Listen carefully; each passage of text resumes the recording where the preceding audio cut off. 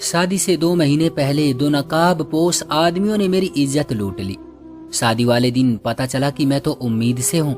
जब शादी की रात पति करीब आया तो सर्दियों में भी मेरे पसीने छूट रहे थे, और जब उसने मेरे जिस्म को देखा तो फिर मैं दुल्हन बनकर कमरे में पहुंची तो मेरा मन वापस बाहर जाने का कर रहा था। शादी से लेकर आज विदाई तक मुझे एक यही खौफ था कि मेरा पति मेरी सच्चाई न जान ले। सहम सहम कर मैंने वक्त गुजारा था, और अब वो घड़ी आ गई थी जब मेरा सामना अपने पति से होना था। और मेरा दिल बुरी तरह कांप रहा था कि अगर उसने मेरी सच्चाई जान ली तो क्या होगा। वो सच्चाई जो दुनिया वाले तो एक तरफ, मैं अपने घर वालों से भी छुपा गई थी। दरवाजा खुलने की आवाज पर मेरा जिस्म कपकपाने लगा। मेरा पति चलता हुआ मेरे पास आया और मुझे देखने लगा।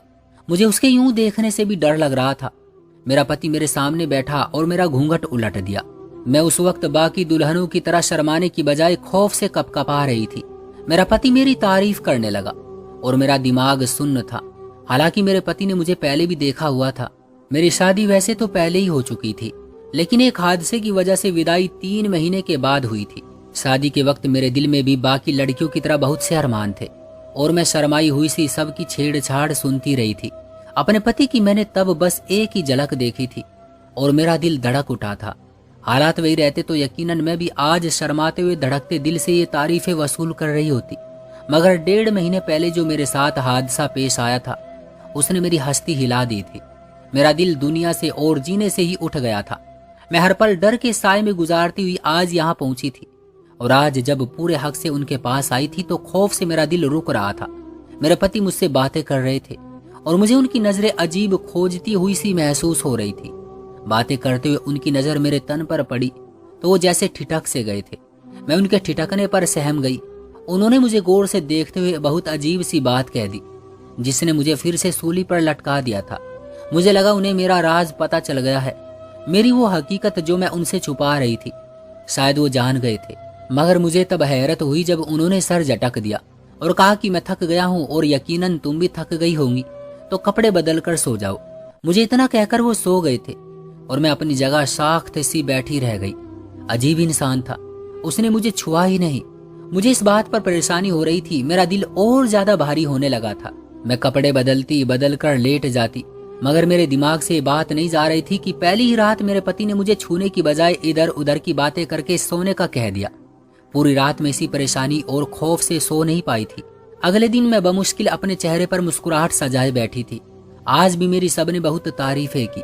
बेशक मैं बहुत खूबसूरत लड़की थी, फिर शादी के हार सिंगार ने मेरे हुस्न में बढ़ोतरी भी कर दी थी। मुझे यकीन था आज मेरे पति मुझे देखकर खुद को हक जताने से बाज नहीं रख पाएंगे। मैं डरी हुई भी थी, मगर मैं तो चाहती थी कि वो मुझे सराहे और अपना हक वसूल करे। उस रात मुझे ज्यादा इंतजार नहीं करना पड़ा था। मेरे पति कमरे में आए और उनका मिजाज भी बहुत अच्छा हो रहा था। मुझे थोड़ा बहुत डर भी लग रहा था, मगर मैं इंतजार कर रही थी। लेकिन मुझे उस वक्त शदीद धक्का लगा जब मेरे पति ने अगली रात भी यही यहाँ वहाँ की बातें करके सोने का कहा और खुद भी सो गए। मैं सदमे में घिरी बैठी थी। क्या मुझ में इतनी कशिश भी ना थी कि मेरा पति मेरी तरफ एक नजर भी ना देखता? मेरा दिल बुरी तरह डूब रहा था। मेरी हालत अजीब सी होने लगी। पहले ही मेरे दिल पर डर सवार था कि कहीं मेरे पति पर मेरी हकीकत ना खुल जाए। ऊपर से मेरे पति का अजीब सा रवैया मुझे बौखलाहट में गिरफ्तार कर रहा था। और फिर उसी पर बस नहीं हुआ था। मेरे पति बहुत अच्छे इंसान थे, मुझसे बहुत प्यार से पेश आते, मगर उन्होंने पूरा महीना गुजार दिया, कोई रिश्ते की नींव नहीं रखी थी। मेरे दिल पर गहरा असर पड़ रहा था। मुझे फिर से अपने साथ हुए हादसे के बुरे ख्वाब रातों को जगाने लगे थे। मेरी हालत दिन ब दिन बिगड़ती जा रही थी। मैं हर वक्त डरती रहती थी। 3रा महीना शुरू हुआ तो मेरे जिस्म की शाख बदलने लगी और मुझे यही खौफ था। मैं चाहती थी इस हालत से पहले ही मेरे पति से मेरा मजबूत रिश्ता बन जाए, मगर ऐसा नहीं हो पाया था और अब यकीनन मेरी हकीकत खुल जाती। लगातार दिमागी दबाव में रहने की वजह से मेरी हालत खराब हो रही थी। एक दिन मेरी तबीयत बहुत ज्यादा बिगड़ी तो मेरे पति मुझे डॉक्टर के पास ले गए। डॉक्टर ने मेरा चेकअप करके वही कहा जिसका मुझे खौफ था। वो बोल रही थी कि मैं मां बनने वाली हूँ और मेरी प्रेगनेंसी को 3रा महीना लग चुका था। मैं सहमी हुई सर डाल कर बैठी थी। अब यकीनन मेरे पति मुझसे संबंध खत्म कर लेते। कोई भी गैरतमंद इंसान यही करता। मेरा दिल चाहा मैं चीख चीख कर रोऊं, मगर मेरा वजूद बिल्कुल बेजान और ठंडा हो रहा था। डॉक्टर मेरे पति को कह रही थी कि दिमागी दबाव की वजह से मेरी हालत खराब है और मुझे अच्छी खुराक के साथ साथ अच्छे माहौल की भी जरूरत है। वो नहीं जानती थी ये मेरा नाजायज बच्चा है। मेरी आंखों में 3 महीने पहले हुआ हादसा किसी फिल्म की तरह चल रहा था। 3 महीने पहले अपनी शादी से तकरीबन 1 महीना बाद एक दिन मैं अपनी यूनिवर्सिटी जा रही थी जब मुझे 2 नकाबपोश नौजवानों ने अगवा कर लिया था। मैं उस वक्त एक सुनसान जगह पर थी, इसलिए मेरी पुकार से भी कोई फायदा नहीं हुआ था और वो लड़के वहीं करीब किसी जगह ले जाकर मेरी बेबसी का फायदा उठाते हुए मेरी इज्जत लूटने लगे थे। मैंने बहुत फरियाद की और वास्ते दिए, मगर वो बहरे हो चुके थे। मैं चीख चीख कर रोना चाहती थी, मगर मेरी आवाज दबा दी गई थी। मैं कुछ नहीं देख पाई थी, मैं ज्यादा कुछ नहीं जानती थी। मुझे बस इतना याद था कि एक लड़का जिसने मेरे साथ जुल्म किया था, उसके चेहरे पर अजीब सी शक्ल का मास्क चढ़ा हुआ था और शर्ट पर भी अजीब सा कुछ लिखा हुआ था, मगर ये सबूत उन्हें बाद में तलाश करने के लिए नाकाफी थे। उस दिन मैं अधमरी सी हालत में वहीं पर पड़ी रही और मुझे लगा कि मैं अब मर जाऊंगी। अगर ना मरी तो तब भी मैं अपनी जान ले लेना चाहती थी। कुछ देर बाद उन नकाबपोश लड़कों ने मुझे उसी जगह पर ले जाकर छोड़ दिया जहां से वो मुझे लेकर गए थे। मैं खुद को संभालती रोती धोती घर पहुंची तो घर में छोटी बहन के अलावा कोई नहीं था। मैं अपने कमरे में जाकर बंद हो गई और फूट फूट कर रोने लगी। मुझे गम और परेशानी से बुखार हो गया था। रातों को मैं डर जाती और मुझे ख्वाब में वो नकाबपोश नजर आने लगते थे। मैं अपनी चीखें दबाकर सिसकती तड़पती आंखों में रात काट देती, मगर कभी किसी को बताने की हिम्मत नहीं कर पाई थी। घर वाले मेरा ख्याल रखते रहे और 1 हफ्ता बुखार ने मेरे चेहरे की रौनक छीन ली थी। फिर आहिस्ता आहिस्ता मैं संभलने लगी, मगर उस सब में वो किस्सा दब गया जो मेरे साथ हुआ था। आहिस्ता आहिस्ता मैं इस तकलीफ देह वक्त से निकलने लगी और मेरे उन स्याह ख्वाबों का सिलसिला भी बंद हो गया। मैंने घर वालों से वो बात छुपा ली थी और खुद को संभाल लिया, मगर कुछ वक्त और सरका तो मुझे खुद में कुछ बदलाव से महसूस होने लगे। अक्सर मेरा सर चकराने लगता और मुझे उबकाइयां आने लगती थी। मैं खौफ से कांपने लगी। मुझे डर था कि ये सब कुछ उस दिन हुए हादसे का नतीजा ना हो। मैं चुपचाप यूनिवर्सिटी से ही एक लेडी डॉक्टर के पास गई और चेकअप करवाकर मैंने शिद्दत से उस ईश्वर से प्रार्थना की, ऐसा ना हो जो मुझे डर है, मगर शायद ऊपर वाले को यही मंजूर था और मेरी रिपोर्ट के मुताबिक यही आया कि मैं उम्मीद से हूँ। मैं बहुत रोई और भगवान जी से गिले किए कि मेरे साथ ही ऐसा क्यों हुआ। अब मैं कहाँ जाती और किसे अपनी हालत का जिम्मेदार ठहराती। मेरी बेगुनाही का कौन गवाह बनता। मैं जानती थी मुझे ही गुनाहगार समझा जाता। घर आकर मैं गुमसुम रहने लगी। घर में माँ बाबा दोनों जॉब होल्डर थे और छोटी बहन नासमझ थी, इसलिए मेरी हालत को बीमारी मान लिया गया। मेरी दिमागी हालत अब बद से बदतर होती जा रही थी। फिर शादी का शोर उठा तो मैं सहम सी गई। क्या मेरा पति मुझ पर यकीन करता? कभी नहीं। वो मुझसे रिश्ता तोड़ देता और मैं हर तरह से बदचलन मशहूर हो जाती।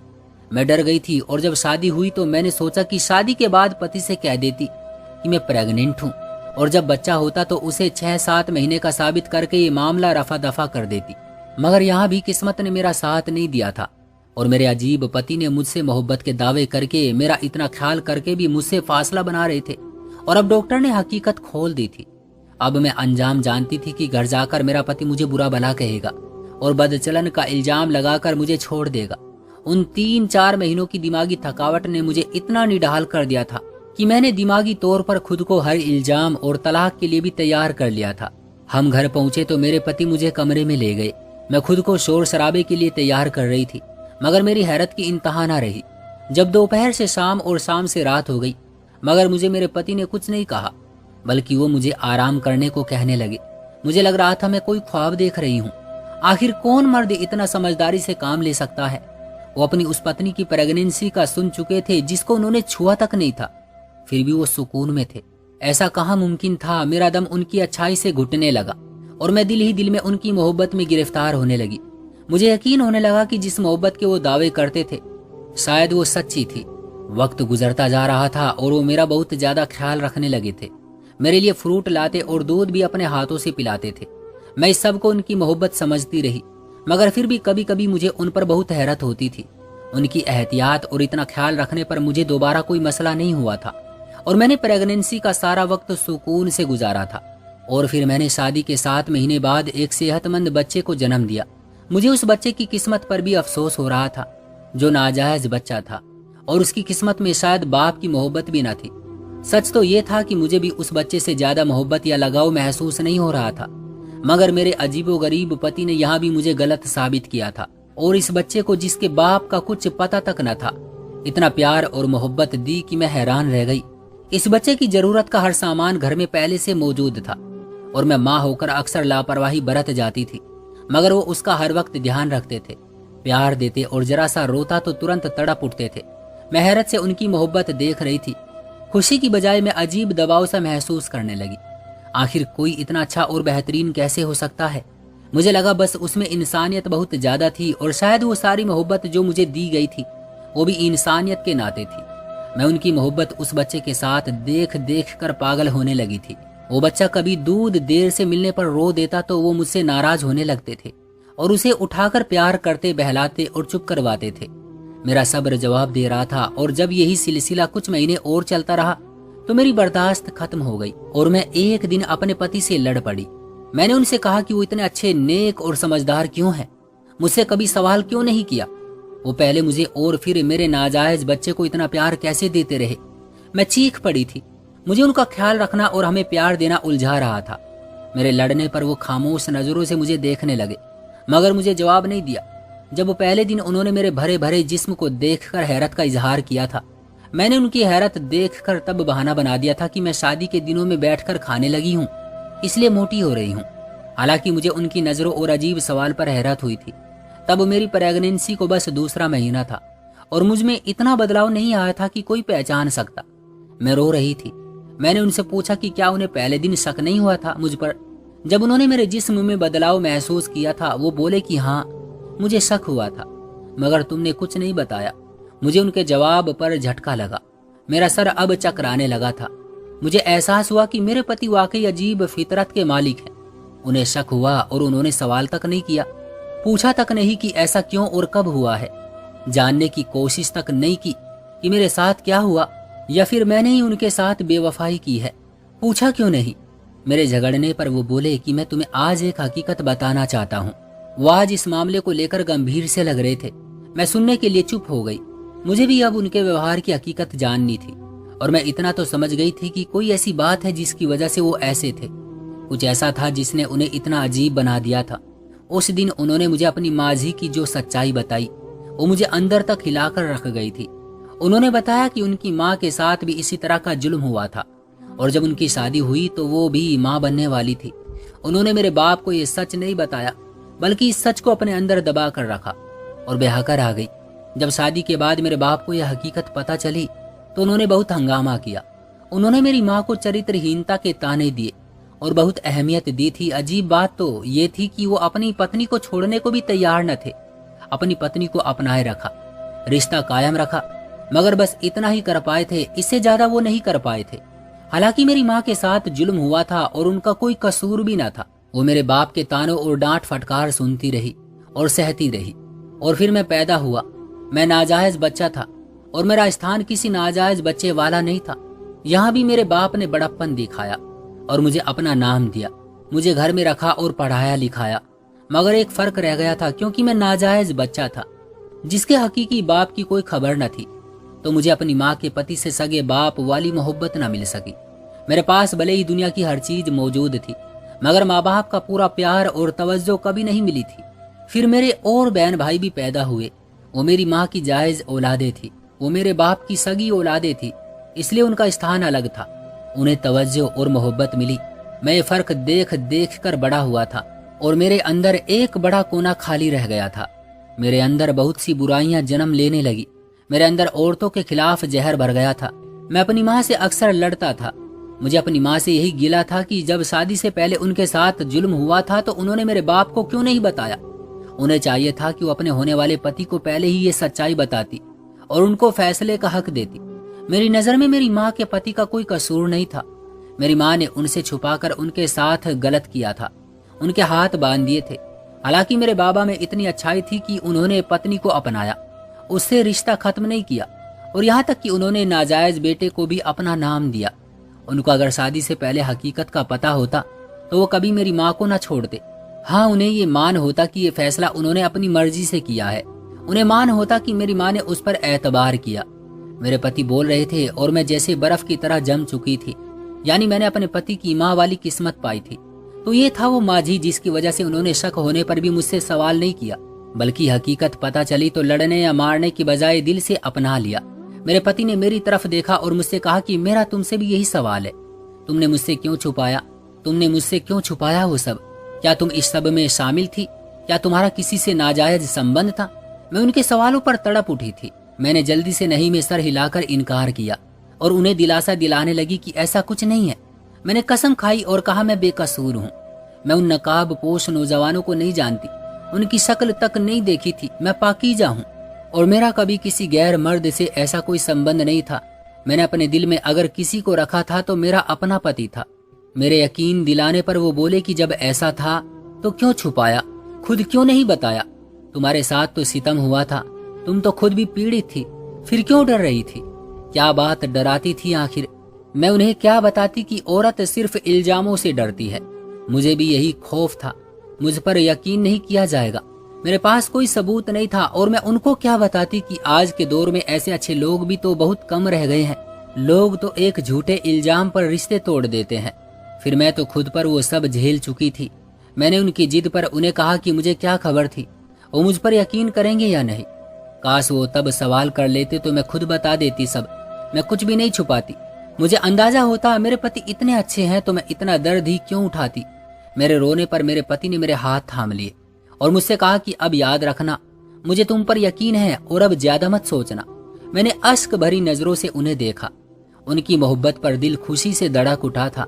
मुझे लगा आज सब कुछ खुलकर साफ हो चुका है। मुझे लग रहा था मैंने और मेरे पति ने अपनी अपनी जिंदगी का हर किस्सा और अपने अपने माजी की हर सच्चाई एक दूसरे को बता दी है। मगर मैं गलत थी। अभी तो मैं बहुत सी सच्चाइयों से अनजान थी। अभी तो मेरे ऊपर आसमान गिरना बाकी था और मैं इन सब से बेखबर खुश हो गई थी। मेरी जिंदगी अपने पति के साथ अच्छी और सुकून से गुजरने लगी थी।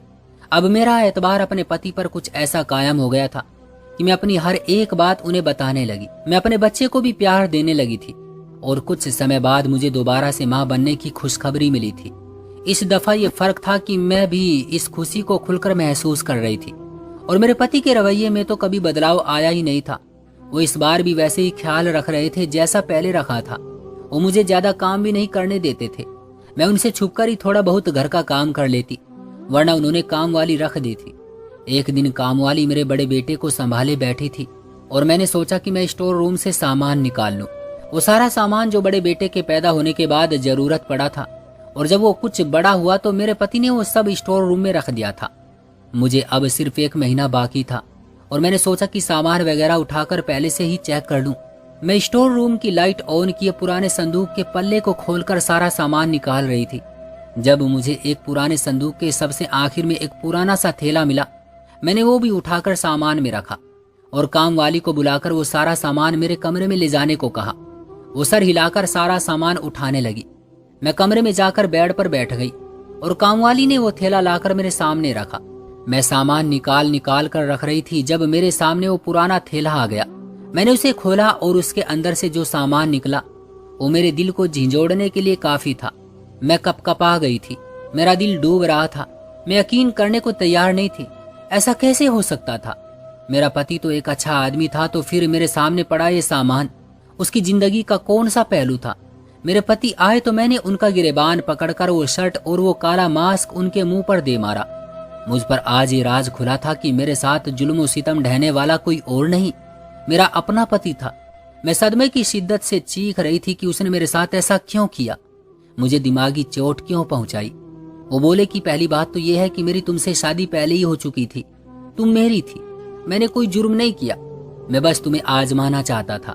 मैं जानना चाहता था कि तुम मुझे सच्चाई बताती हो या नहीं। उनकी बात पर मुझे धक्का सा लगा था।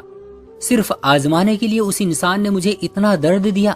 अपने पति की सच्चाई जानने के बाद मुझे सारा वक्त याद आया जो मैंने एक ऐसे दर्द में गुजारा था जिसके बाद अक्सर लड़कियां जिंदा नहीं रहती।